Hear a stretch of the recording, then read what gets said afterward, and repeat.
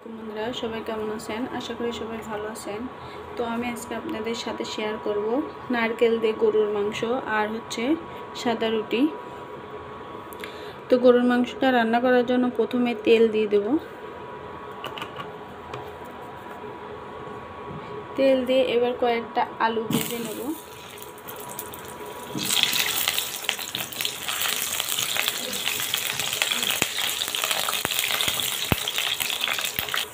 তো আলুগুলোকে আমি হালকা করে ভেজে নিয়েছি, এবার আলুগুলোকে উঠিয়ে নেব। তো আলুগুলোকে উঠিয়ে নিয়েছি, দিয়ে দেব এক টুকরো দারচিনি আর হচ্ছে একটা তেজপাতা, দিয়ে দেবো কয়েকটা এলাচ, দিয়ে এগুলোকে একটু নেড়ে দেব। এবার দিয়ে দেবো পেঁয়াজ কুচি,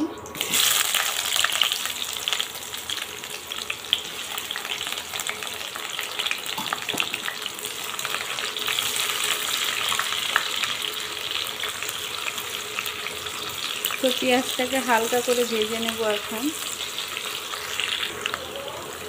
তো বন্ধুরা, নারকেল দিয়ে গরুর মাংস এটা খেতে কিন্তু ভীষণ মজা লাগে। যারা যারা খাইছেন অবশ্যই কমেন্টে জানাবেন যে নারকেল দিয়ে কে কে গরুর মাংস খাইছেন। তো সবাই না টেনে ভিডিওটি দেখতে থাকুন।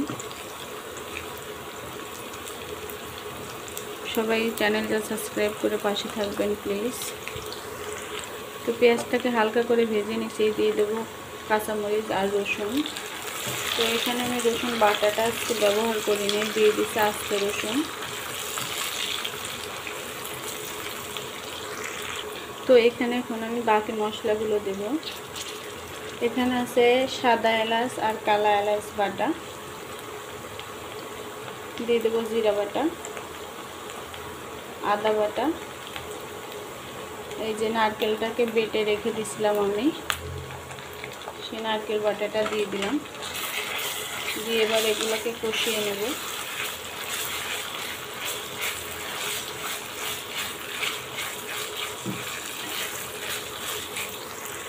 তো এখানে আমি আর একটা কালা এলাচ দিয়ে দেব।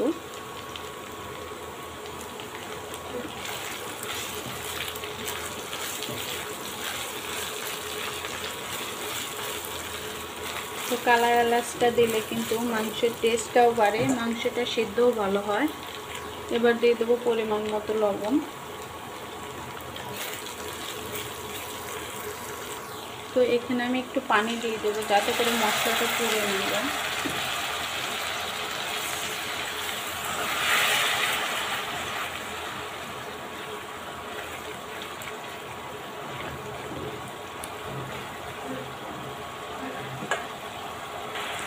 এবার দিয়ে দেবো পরিমাণ মতো হলুদ গুঁড়ো, পরিমাণ মতো লাল মরিচের গুঁড়ো দিয়ে এবার সুন্দর করে মশলাটাকে কষিয়ে নেব। তো মশলাটা কিন্তু কষানো হয়ে গেছে। ঈদের দিন কিন্তু মাংস রান্না করা হয়েছে, সেই মাংস রান্নায় কিন্তু আছে। আর যেহেতু ঈদের পরের দিন শুধুমাত্র মাংসের টাটকা রান্না খাওয়ার জন্য আজ রান্না করা, তো অল্প করে রান্না করবো আজকে। তো মাংসটা দিয়ে দিলাম। এখন মাংসটা দিয়ে এখন সুন্দর করে মাংসটাকে কষিয়ে নেব।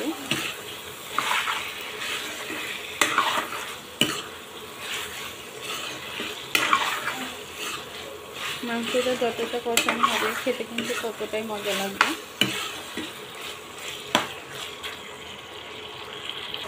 তো বন্ধুরা, আমি মাংসটা কিন্তু ঢাকা দিয়ে কিছুক্ষণ কষিয়ে নিয়েছি। তো এখন যে আলুগুলো ভেজে রাখছিলাম এই আলুগুলোকে দিয়ে আর একটু কষিয়ে নেব।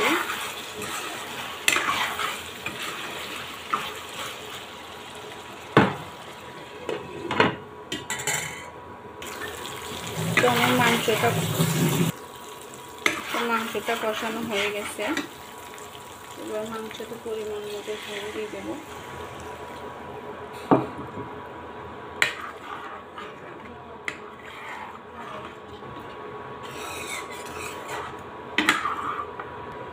তো ঝোলটা দিয়ে এবার ঢাকা দিয়ে কিছুক্ষণ রান্না করব।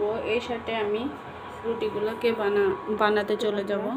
আমার গরুর মাংসটা কিন্তু রান্না কমপ্লিট হয়ে গেছে। আর আমি কিন্তু বলছিলাম অন্যদিকে আমি রুটি বানিয়ে নেব। এই যে রুটির গায়টা করে এই যে রুটিগুলোকে একদম পাতলা পাতলা করে বানিয়ে নিয়েছি। এবার রুটিগুলোকে ভাজবো। তো রুটিগুলো ভাজার জন্য চুলাতে একটা তাওয়া বসিয়ে দিছি। তাওয়াটা গরম হয়ে গেছে। এবার একটা রুটি দিয়ে দেব।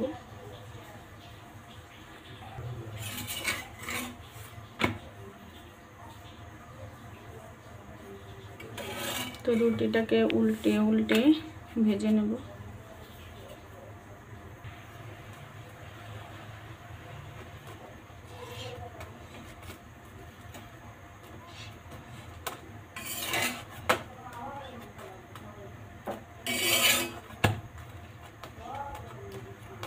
তো আমার রুটিটা ভাজা হয়ে গেছে, রুটিটাকে উঠিয়ে নেব। তো এভাবে করে আমি সবগুলো রুটি ভেজে নেব। তো বন্ধুরা, আমার সমস্ত রুটিগুলো এই যে ভাজা হয়ে গেছে। এই সাদা রুটি আর গরুর মাংস দিয়ে খেতে কিন্তু ভীষণ মজা হয়, মজা লাগে। তো কারা কারা গরুর মাংস আর সাদা রুটি খেতে পছন্দ করেন অবশ্যই কমেন্টে জানাবেন। তো বন্ধুরা, আমার ভিডিওটি যদি ভালো লাগে তাহলে সবাই লাইক, কমেন্ট, শেয়ার এবং সাবস্ক্রাইব করে দিবেন।